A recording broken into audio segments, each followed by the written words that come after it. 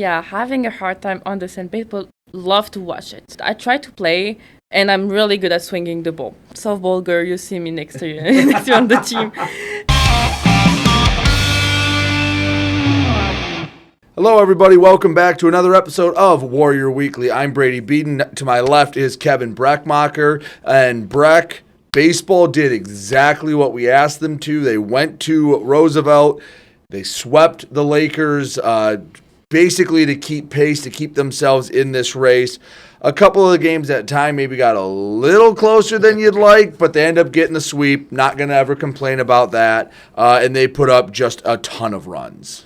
You're never gonna consistently beat a team by 20 runs, no matter how bad they are every game. So yeah, you knew a couple of those games were going to be close. Yesterday got a little hairy, late innings, and then some weather came in. We might talk about that in a minute, but they ended up pulling away at the end to win a 13 spot on Friday. I don't know if I've ever remembered a 13 spot in college baseball before for Wayne State, so that's impressive.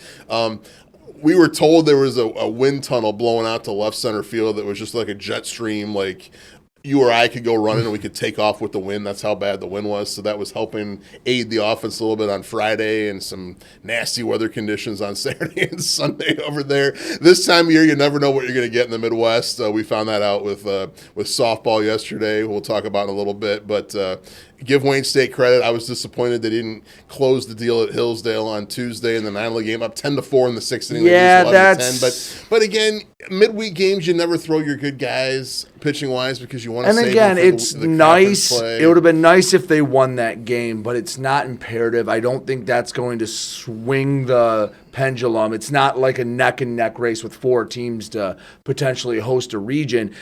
All the in-conference stuff is going to be big, and then I think the GLIAC tournament could decide, if you're the number one overall seed, and depending on what happens with Grand Valley, because they only took 3 of 4 from Saginaw, so Wayne State gained a game on them. 2 series left for them, 1 for Wayne State. Wayne State needs to get 3 more games back.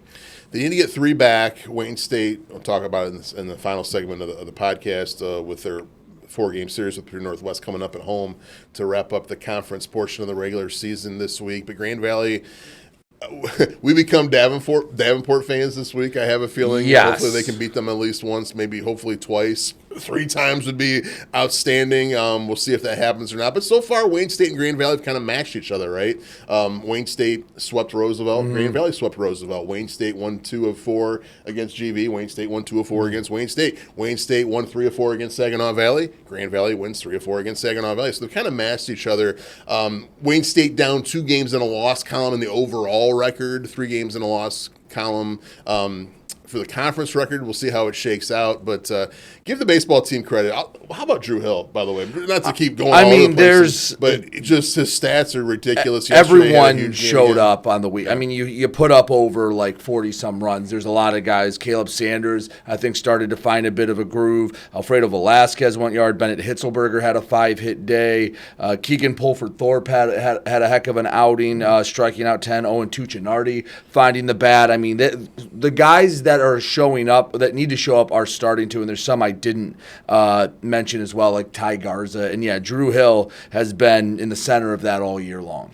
He has. And you kind of go back to that Grand Valley series. We could see that matchup once or 2 more times in the GLIAC tournament, and then possibly in the NCAA tournament as well. But you were kind of maybe nervous on edge, like the offense just really isn't clicking, not scoring a lot of runs. Well, Grand Valley has a very good pitching staff, by the way. Davenport has a pretty good pitching staff, by the way. So you start playing the teams that don't have good pitching staffs, and you're scoring a lot of runs. You're starting to pad your stats a little bit. That's more like it from Wayne State. I expect to see that all week this week as well. Hillsdale, we tape on Monday. When it comes out Wednesday, the game will already been played at home tomorrow at Harwell Field, but you play Hillsdale Tuesday, and then, of course, the 4 games against Purdue Northwest over the weekend. Should be a good opportunity to keep padding those offensive stats. And Drew Hill, we're kind of going back and forth on text last night with Cooper Weidenthaler about, hey, Drew Hill, he's got to be a GLIAC Player of the Year candidate for sure. I know Grand Valley's got some good guys, Estrada, Morrison, but I think those 3, Hill, Estrada, Morrison, maybe your top 3 candidates for Player of the Year in the GLIAC. And Drew Hill has better stats than Morrison overall. Estrada, it's pretty neck and neck, but I mean, I know I'm always going to be biased toward Wayne State, but the way Drew Hill's playing, if he finishes out this weekend against Purdue Northwest and has another huge offensive weekend, he's got to be in consideration big time for Player of the Year. Absolutely. The softball team, their game from Saturday was moved to Monday, so again, we won't know that by the time of recording, but on Sunday, they split with Davenport. A gem in game one, Sydney Long, a 4-hit shutout in game one. You were there. Not the first time Sydney Long has dazzled in the circle. She was impressive, and I've kind of mentioned a few times on the podcast that Wayne State doesn't have that one just shutdown starting pitcher this year. Well, at times this year, Sydney Long has been that shutdown pitcher. She was yesterday. I'll tell you what, Brady, I was absolutely amazed with the pitching performance by both pitchers, Sydney Long and the young lady from Davenport. I forget her name off the top of my head who pitched yesterday, but the way they were able to pitch and control their pitches in the weather conditions. Mm-hmm. I was out there, the first game started around noon yesterday. I was out there at 11 o'clock in the morning, getting ready, prepping, getting things set up. At about 11:15, there was a huge snow/sleet storm that just pummeled Bryce Field for about 10 minutes. The wind was just whipping. The flag out in center field was stiff the entire day. The wind, you could tell when the ball was sitting in the air, the wind was blowing the ball toward left field the entire day. It was into the face kind of the pitchers going across. And Sydney Long throws a complete game shutout, gives up 4 hits, only walks 2 players the entire game. I was just so impressed. But then in game 2, it kind of got ugly with both pitching staffs and with control and everything, which is normal because the conditions didn't get much better. It was still windy. The sun came out a little bit for game 2, but I was just impressed with Sydney Long, the way she was able to pitch. Davenport had runners on second and third in the first inning with nobody out, didn't score. Wayne State had runners on first and third in the first inning with 1 out, didn't score. Wayne State had the bases loaded with 2 outs in the second inning, didn't score. Scoreless in the 7th inning, and then the walk-off base hit to win it 1-0. But, yeah, Sydney Long was impressive, and Wayne State needed that win in game 1. They got it 1-0. Yeah, and then game 2, they fall 5-2. Again, the offense just can't find that consistency. Pitching has been a bright point at times to lean on, but that puts them in a tough spot, the standings-wise. The games against Ferris are going to end up being huge. Again, if they take 2, it's going to be awesome. If they split, you're in an okay spot. If you get swept, you're really starting to battle with your back up against the wall because unlike how baseball had the tough schedule early and then they got to kind of I don't want to say cruise, but they had the lighter part on the back half of their GLIAC schedule, softball was the opposite. They had the winnable games in the beginning, and they're going to be underdogs a lot going down the stretch. Softball, league-wise, has 10 games remaining. The positive is 8 of those are at home. Yes. That's good. The negative is that 2 of those home games and then the 2 road games are against Saginaw Valley, who is the best team in the league by far, standings-wise, at least at this point of the season. So you're up against it. Ferris State, again, we tape Monday, so when you hear this game's already been played. But today, you got to win at least one, I would think, now that you're in 7th place. And we'll talk about the rest of the weekend in the final segment. But, yeah, you need to start winning some games. They did yesterday. They got 1. Game 2 was looking good as well. The big key to Game 2 yesterday was Wayne State came out, scored 2 runs in the first inning without a hit. 4 straight walks and a hit batter by the starting pitcher for Davenport. They pulled her, put in the relief pitcher who pitched a great game the rest of the way. But the Warriors let Davenport off the hook early. They had the bases loaded with 1 out, 2 runs already in, didn't get any more runs. And then in the second inning, they had the bases loaded again with 1 out and didn't score any more runs. And when you let teams off the hook, you give them a chance to get back in the game. Big 3-run homer in the 5th inning, won it for Davenport. And then Wayne State had an opportunity in the 7th inning, had a couple runners on. Poole hits a base hit the left, would have loaded the bases with 1 out. The runner gets sent from second base. Instead, she gets thrown out at the plate, and that kills the rally. If the bases are loaded 1 out, it makes the entire game situation different. The game pressure kind of picks up on Davenport. But, I understand the aggressiveness, trying to maybe push the issue when you're having trouble scoring runs, but you got to know the game situation, too, that, hey, bases loaded down by 3 with 1 out in the last inning is much better than even if you score that run, maybe just with the game pressure with the bases being loaded. But Warriors need to come back today and win at least 1 game against Ferris State. Tell me if you've heard this before. There were some records set in the women's track and field. Emily Gordon, for the 3rd straight week, breaks her own 800-meter record again.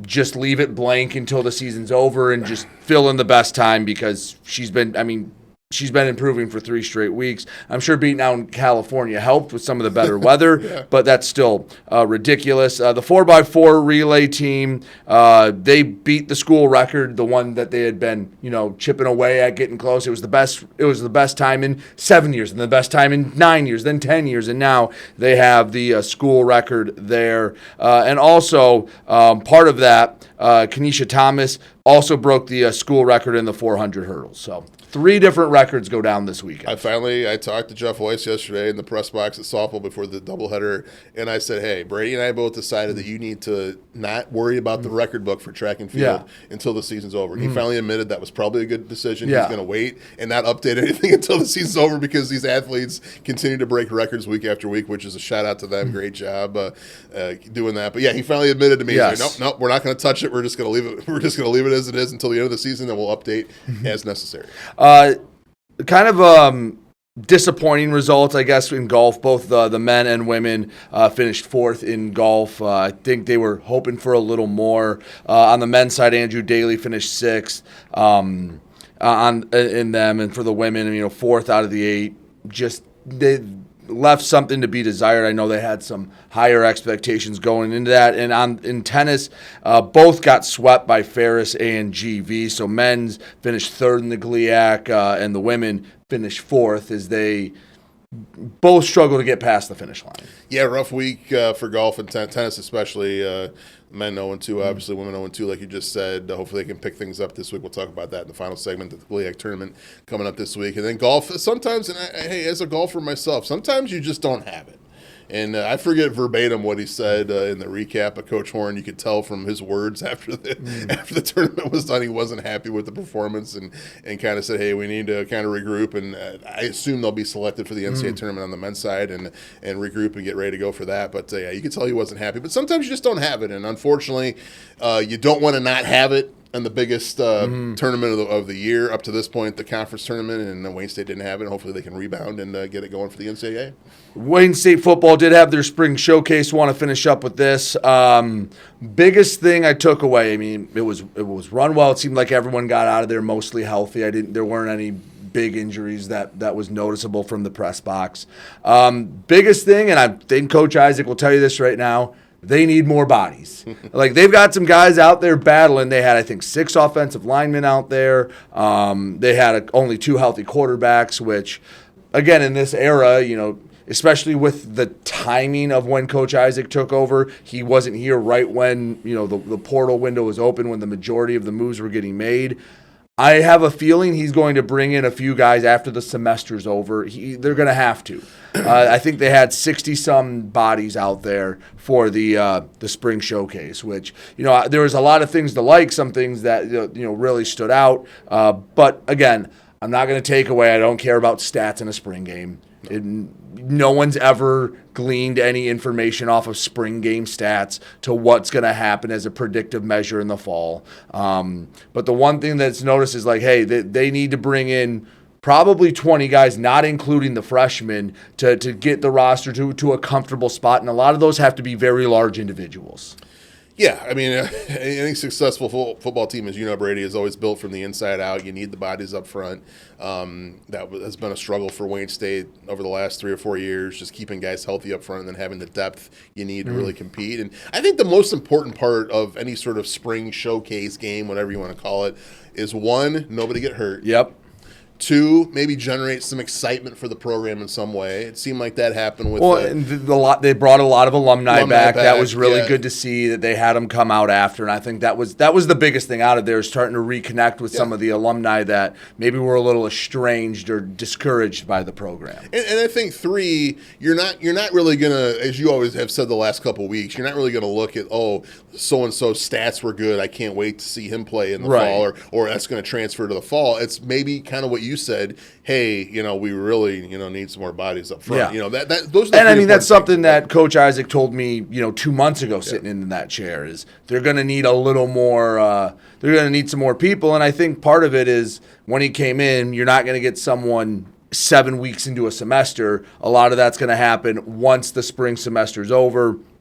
and you can, I guess technically the winter semester's over, and you can get them in and get them on campus and make the clean change there. So I do have a feeling you're going to see more people come in, but I think a step in the right direction. Again, no one's ever gone to a spring game and then been like, well, I know how the season's going to go. So I thought, good step one, pass the early test, just more bodies, but I think everyone over there in that football office would tell you the same thing. Any sane person ever says it. Now, there's a lot of super fans out there for bigger school, Division I schools. I'm not going to mention any names, but after watching spring game, so-and-so, he should be the starting quarterback now. Oh, my gosh. No, any sane person knows it's just a kind of a fun day. You just want to get the kids out there, get some live action, maybe don't get anybody hurt, see what you got, and generate some excitement. I think Wayne State did that. Yes, they did. So, all that said, go to our guest, come back, and then talk about everything coming up with baseball and softball and, a lot of GLIAC tournaments starting. Yeah. So talk about all that when, coming up here on Warrior Weekly. All right, now we welcome on our guest for this week, Sonia Bayahya, women's golfer here at Wayne State. Just had a very strong individual showing at the GLIAC tournament. So, Sonia, first of all, thank you for joining us and to talk a little bit about golf. Thank you very much for having me. So, one of many international student athletes we have here, I want to start there. Coming from Morocco, just tell us how you found out about Wayne State, how you got recruited to come here, because it's always interesting to find out how someone comes from, halfway across the world to end up here in Detroit. So basically, at 11th grade, I was sure I wanted to come to the state. Okay. So I started emailing some coach, sending my address, I wanted to come here. So basically, I came into Wayne State by just looking at a site web naming niche, because I had some criteria. I wanted to live next to a big city. Okay. I wanted to be in a team with a lot of international students. So Wayne State just had everything I wanted. Coach was really, really nice. I really enjoyed talking with him, and he also made me talk with Clara, who's from Uruguay, and she also played for the Uruguay national team. So, I saw myself in her. And coach made me a really good offer, and Wayne State seemed like the best option for me. So I came here. And, basically, it was really changing for me coming from Morocco to Detroit. The weather, the people, but I love it. So did you know anything about Detroit or Wayne State before you did your research? To be honest, not really. I didn't really know about the U.S. in general. I went with family, to Florida, but I didn't really know anything. But I just knew, I want something strong academically. And Wayne is strong academically. And I want to, be a part of a good team with a good environment and be sure also that I will play. Wayne State got everything I wanted. So coming from Morocco, is golf big in Morocco? Is that a big sport, or were you just kind of one of the found a niche sport there, or is that a big scene in Morocco? To be honest, it's kind of a big scene. In Africa and the Arab world in general, Morocco, I think we're placed first, second, third in Africa each time we play. We're first in Arab country, so we're pretty good. And in general, in Morocco, it's kind of big. We have a lot of good player, good of individual player. We have some player at Texas Tech. Okay. Yeah, they're our Arkansas, and there's pretty much a lot of good player. And the national team has been working those past 10 years to make golf bigger and bigger by helping little kids join golf. I can cite First Tee, who's an association, kids who doesn't have the money to play golf to actually have the opportunity. And there's really some player who really enjoy that and became really good and not from really good family or really anything. Right. And thanks to the federation, they could have played golf, and some are in the U.S. right now. That's awesome. So how did you get your start playing golf? So basically, so I had a family house for vacation, and it was next to a golf course. and I was like 7 or 6. And I was a big daddy girl. Like, I love my dad. And he was playing, like, every day. He would go to the golf course with his friend. And I was like, I want to go too. So I start crying, being like, what, do you leave me for playing golf? So he buy me, like, those plastic club. And I started playing with him on the golf course. And then he was like, how can I get rid of my daughter on Wednesday and Sunday? Maybe get her into golf. So he basically dropped me every Wednesday and Sunday at, like, the golf academy, like 30 minutes away from my house. And I started playing, and I really loved it. And the coach there was like, yeah, she's pretty good. You can put her into tournament. And I started winning tournament at a really young age. So my dad was like, yeah, let's continue. So yeah, that was his plan all along, right? Yeah. He knew, he saw it with the plastic clubs. He saw the talent He you knew, had. he knew. So you obviously have success with that. You come here. One thing you mentioned, a little bit different than Morocco. Yeah. It's not always ideal weather here for golf. Has that been one of the biggest changes? Because that's what even people from the U.S. that come from the South that are used to the warm weather. What has that been like for you? It's been hard, to be honest. Like, yeah, in Morocco, where I live, it never snow. Like, it's pretty much a good weather. Like, you can wear a hoodie the whole year. And I was like, I think I was romanticizing, like, the whole winter thing. I was like, yeah, snow. I'm gonna build a snowman. Yeah, it's fun for once, right? The first time. Yeah, it was fun the first week, and then I started being really cold. And then you realize you got about 3 more months of it. And you go, it can get warm whenever it wants. Yeah, but I think it's kind of cool because we have a big break in our season. Like, we have our first season in fall and then in spring. And during winter, we just have a big break. And I feel like this break helped me a lot in my golf area because we train indoors. So we have, like, we play in TrackMan every day. And even though, like, it's not the same, I feel like you, like, have more with your stat, you can focus more on your swing. And that really helped me. And I think, like, I needed that because you can see the difference between my fall this semester and my spring right now. And it's a big change. Like, my swing, my scene in the golf course. So, yeah, I'm really glad I had the opportunity, like, to focus for 3 months in my swing. And you've had some success already here at Wayne State. What has that been like, coming over? I'm sure it's very intimidating going to a completely different continent, a place you barely knew existed before you come here. And, that's a lot for a young person to take in. And do you take that in stride, have the success? How good did that feel to, start playing golf really well right off the get-go? Yeah, so it was really nice because I had a difficult fall, so I didn't see myself winning. And when I started, like, playing again this spring, I was feeling really good with my golf. Like, I was feeling in place. And I did a top 15, then a top 5, then I win, then I did a top 5 in the GLIAC. So I feel really into place right now. And my objective for this season is try to qualify to national because we only have, I think, 2 spots for individual. And wish luck for me. Oh, absolutely. I wish. Because you have the regional tournament coming up in a couple weeks. Yeah. So, I mean, you've seen yourself improve. Where do you think, like, the biggest change in your game has been? Where have you noticed you're a lot better than you were even in the fall? So I think on the fall, I was way too anxious. Like you say, coming up in the U.S., and we start our season, like, right after start of school. So I had 2 weeks, and then I was in tournament.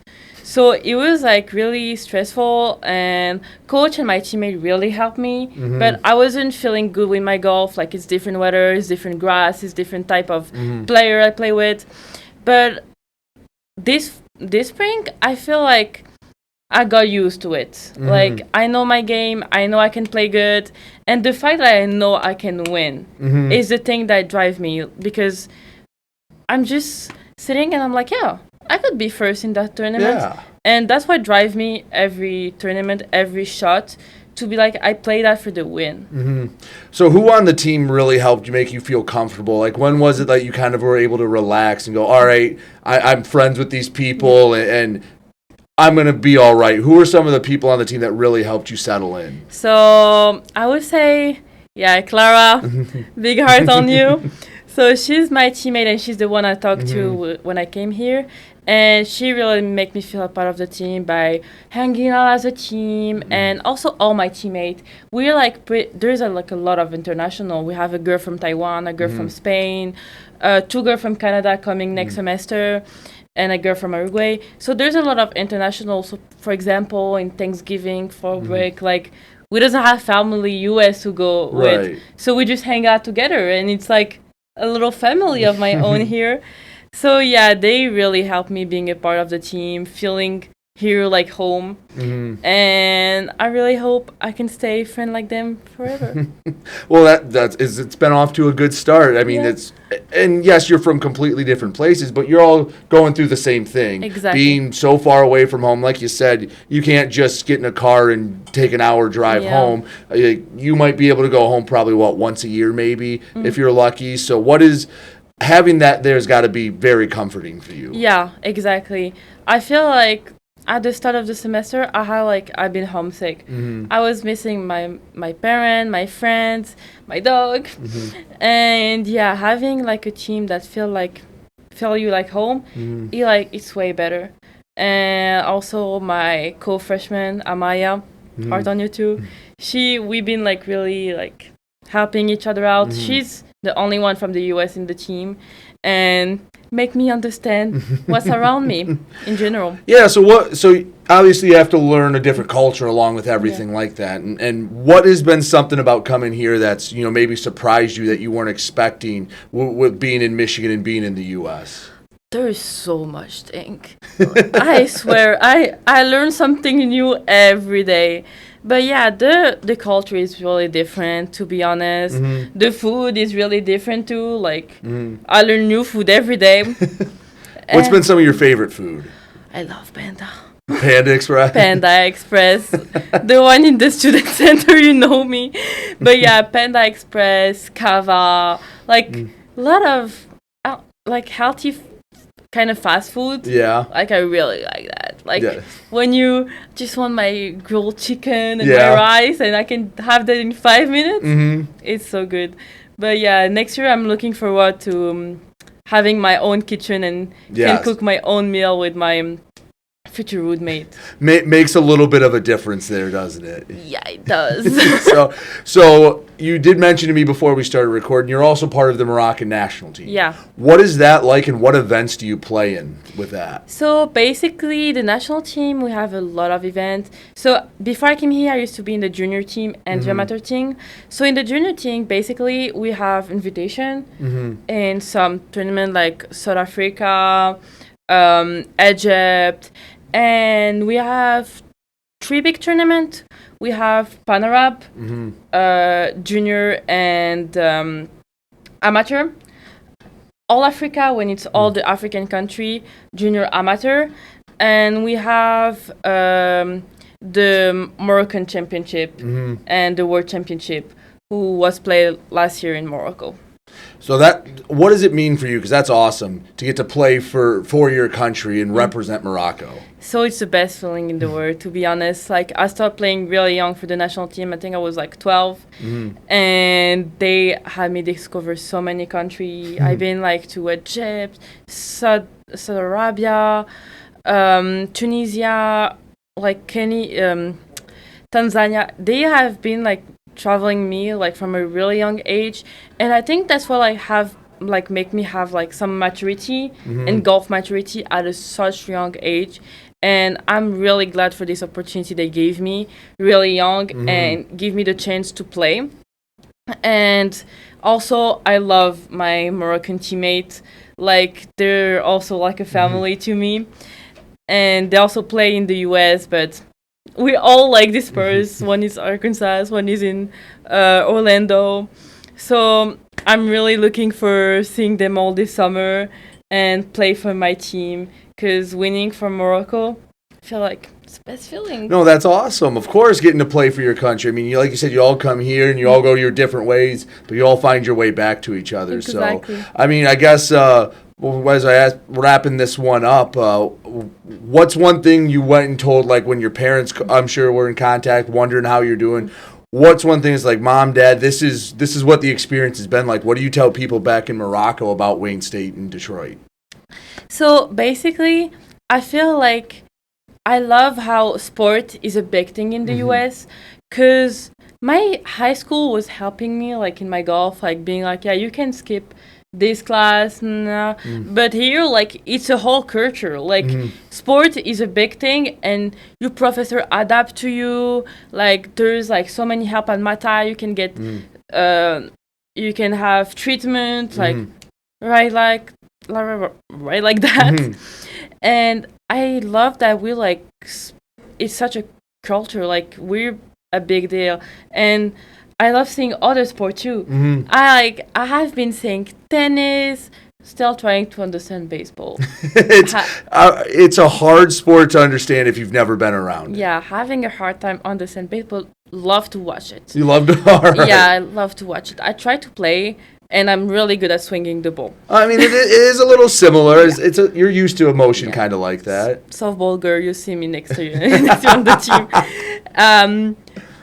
I'd say tennis, football. I give up, to be honest. You tried football. I give up understanding football. I hope the best for you guys, but I don't understand your sport. Fencing is really nice to watch. I watched like the tournament that have been here and really liked it. And swimming also. Yep. Did you watch basketball at all? I watch basketball. Okay. They're really good too. Volleyball too. Yes. I'm enjoying so much. Like having access to like seeing all those sports. And I also have, I think, friends in each team, and it's so good to see them play and see them perform. So yeah, that's a big like in Wayne State.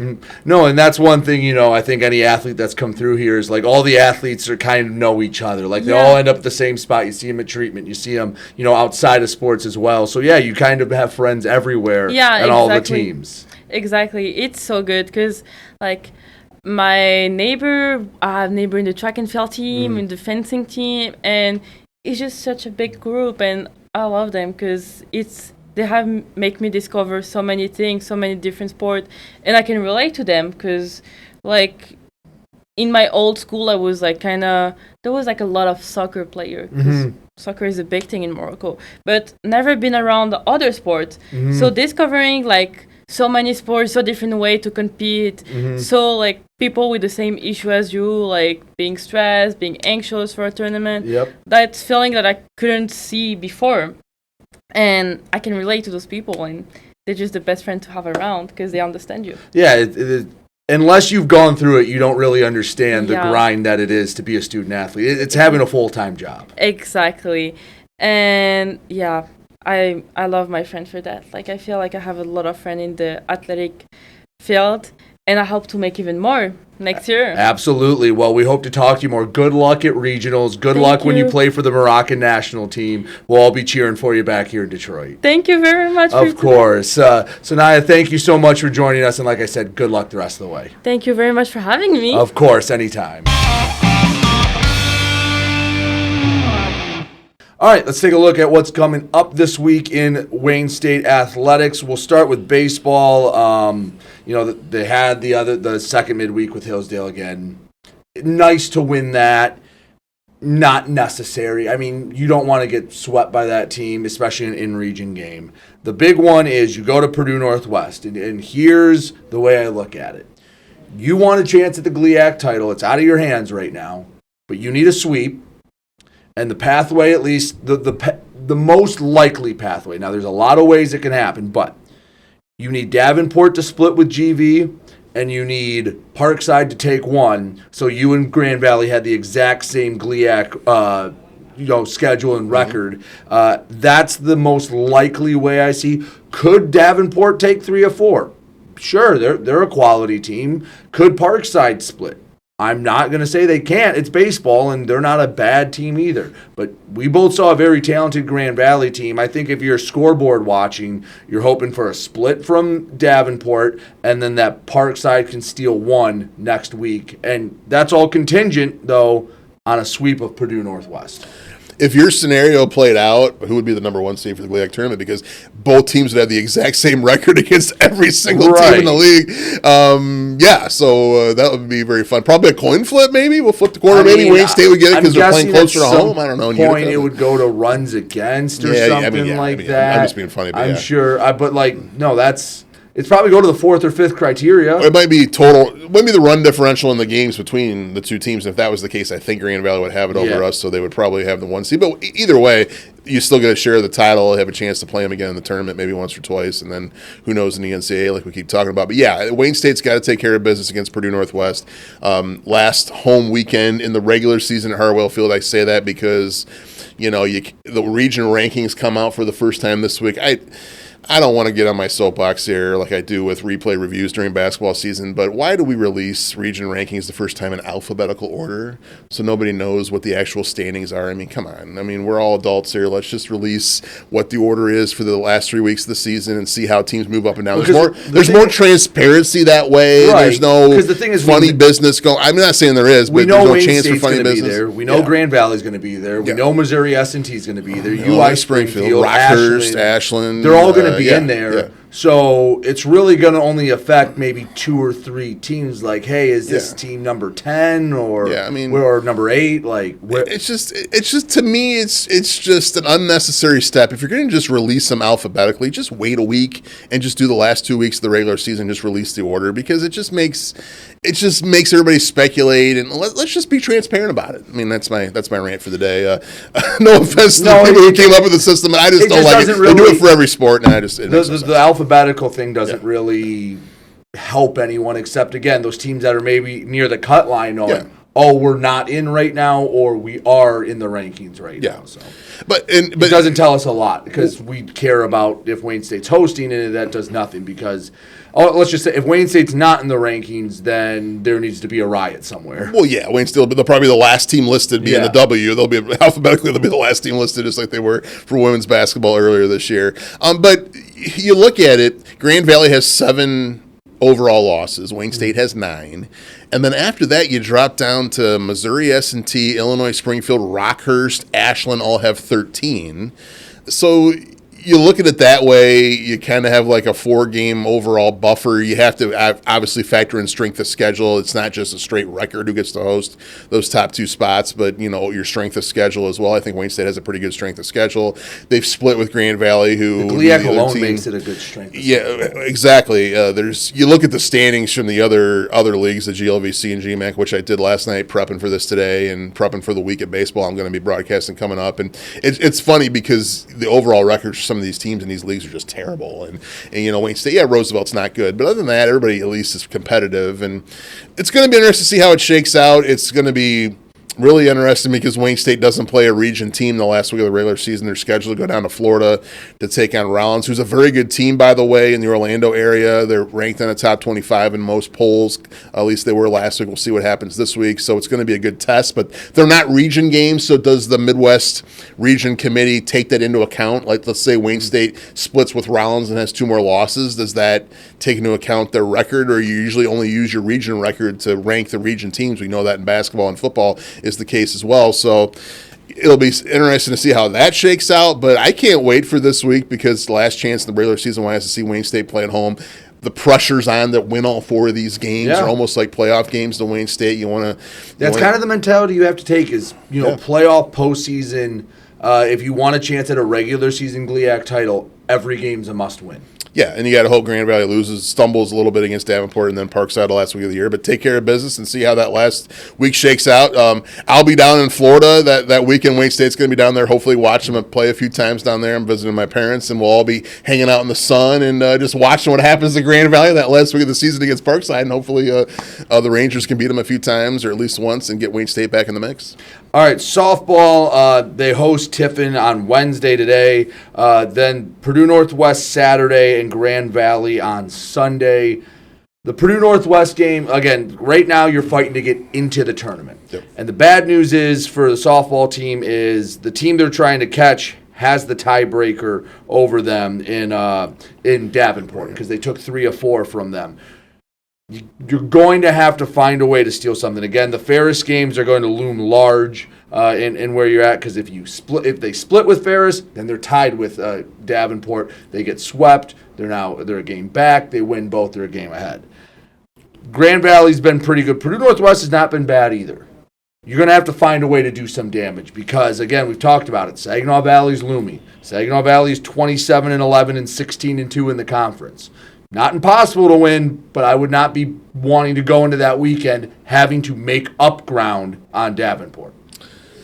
There's 10 games left. I think at a minimum, to make the GLIAC tournament, you probably have to go 4-6 at a minimum. 5-5 would probably get you in and feel comfortable. So I guess you're looking at, if you're Wayne State, what do you have to do this week with these 6 home games to get yourself to 5-5 or 4-6, knowing that Saginaw Valley looms next week, 2 at University Center, 2 at Wayne State to end the year? Do you have to go 3-3 this week, and hopefully you get at least 1 against Saginaw? Do you have to go 4-2? I mean, you're starting to piece this together. How do you get to the number of wins you need to get into those top 6 spots to play in 2 weeks in the GLIAC tournament? I think it's probably a must that you split the Monday games that are being played later today, and they've already been played by the time you're listening to this. You got to split against Ferris. You got to win maybe both against Purdue Northwest, and then hopefully get 1 against Grand Valley and see what happens. But maybe get a Sidney Long gem again. Yeah, where I mean, you get one against what? I fully expect Sidney Long to start the first game against Ferris State later today on the Monday, and to pitch a good game. She's got great momentum after what she threw out yesterday against Davenport. And she's stacking good performances. She throws strikes. The conditions, it's going to be cold again on the Monday game against Ferris State, but not as windy, so it should be at more ideal conditions for cleaner softball. You know, one thing, speaking of cleaner softball, the one thing I want to mention too, we didn't talk about last segment, but Wayne State's defense this year, for the most part, has been outstanding on the softball field. They came into the weekend 3rd in team history in fielding percentage. Like, I think it was like .967, I think. So they feel the ball. They catch the ball well. It's just they got to find a way to score runs. Well, so that's never been the issue. I'm confident that they're going to hold Ferris State's offense down today, low scoring. The problem is, can they score enough runs to win? Right. Can they score enough runs in one of the games to steal one of them and kind of get back on track? I think they need 1 today, and then probably at least 1 against Purdue Northwest on Saturday, maybe even 2, and then try to get 1 against Grand Valley, but that's going to be tough as well. Tennis. Yeah. GLIAC tournament starts Thursday. Men face Roosevelt. Women face Michigan Tech. On both sides, a win moves you on to Friday, where they would match up with a rematch with Grand Valley from this past weekend. I'm sure they would both like another crack at them. You always love a crack at Grand Valley. That seems to be the theme since we started this podcast, Brady. Wayne State teams playing Grand Valley in the postseason. Yeah, they are. And baseball will probably be seeing that in a few weeks. Women's basketball, obviously, we know the story there. Men's basketball, we know the story. And now tennis. I expect both the men's and women's tennis teams to win their first round conference tournament matches and then play Grand Valley on Friday and see what happens. And as a tennis player, you have to kind of forget about those matches last week if you play Grand Valley again, maybe even Ferris in the final if you somehow beat Grand Valley, and just maybe come up with a new game plan, try a different strategy, because you have to turn around, because neither of those matches were that close on either side, so you got to find a way to maybe do something different game plan out there, but we'll see what happens. Wayne State, especially on the men's side, have been very impressive in GLIAC tournaments these last 5 or 6 years, so we'll see what happens there, but I expect them to win both of the first round matches and come out and, hey, Let's go beat the Lakers. Women's track and field, they down at Hillsdale, kind of a final prep for the GLIAC championships, where that's next week. I am expecting them to do a little bit of damage in those GLIAC championships. I mean, when you get school record, they had a good showing at the indoor track and field championships. I think I can have some hope that we're going to see a few pretty strong performances next week in the GLIAC championships for the outdoor track and field. I totally agree. God, you always want to build up to it. You talk to coaches, swimming. You talk to the track and field. You talk to any individual sport like that you kind of come together as a team, and you always want to be building towards your best times this time of year when it comes to the conference tournament and then into the regional tournament as well. So hopefully we've been building toward that. All these school records we keep talking about every week, hopefully they keep getting school records as the year goes on, and it should have a good weekend this weekend at the GLIAC tournament. Yeah, so as we finish this up, again, a lot of action going on this weekend at at Harwell Field, at Bryce Field, softball and baseball. It's supposed to be beautiful weather out. Yep. So last chance to, at least for the baseball, to come in and enjoy some baseball. Again, we're hoping there will be more, but the last guaranteed games at home for baseball. So yeah, come on. We keep stressing, hey, come out to watch these teams play. We talk about these teams every week. We talk about all the individual athletes every week, but come out and see for yourself. Support these student athletes who are doing such a great job this 2025-2026 academic year here at Wayne State. They've set school records. We've had some great individual teams, great individual performances this year. But come out and support them. Yeah, last chance to watch the baseball team in the regular season. My opinion is, again, I won't know after this week because of the alphabetical regional rankings, but I'm kind of 75-80% confident that Wayne State is going to host one of those two regionals, so you'll get a chance to see them play again. But just to be safe, like you said, come on out. The weather's supposed to be good in the mid-high 60s all weekend, and maybe a little chance of rain on Saturday. But other than that, it's supposed to be a great weekend. Come out and support the Warriors. This, again, just like with women's basketball earlier this year, this is one of the best teams that Wayne State's ever had on the baseball diamond. So come out and support them if you want a chance to watch them play, and I suggest you do because they're fun to watch. Come out and support these teams. Come out and support the softball team this weekend as well, because those young ladies have a lot to play for as well, trying to make the tournament. But come out and support the Warriors. Should be a good week. Unlike these last couple days when it's been terrible outside, this weekend should be great to watch sports. All right, sounds good. We'll talk about all that. Hopefully, Wayne State baseball in a spot for a GLIAC championship, softball clawing their way back into the tournament, and more when we talk next week here on Warrior Weekly.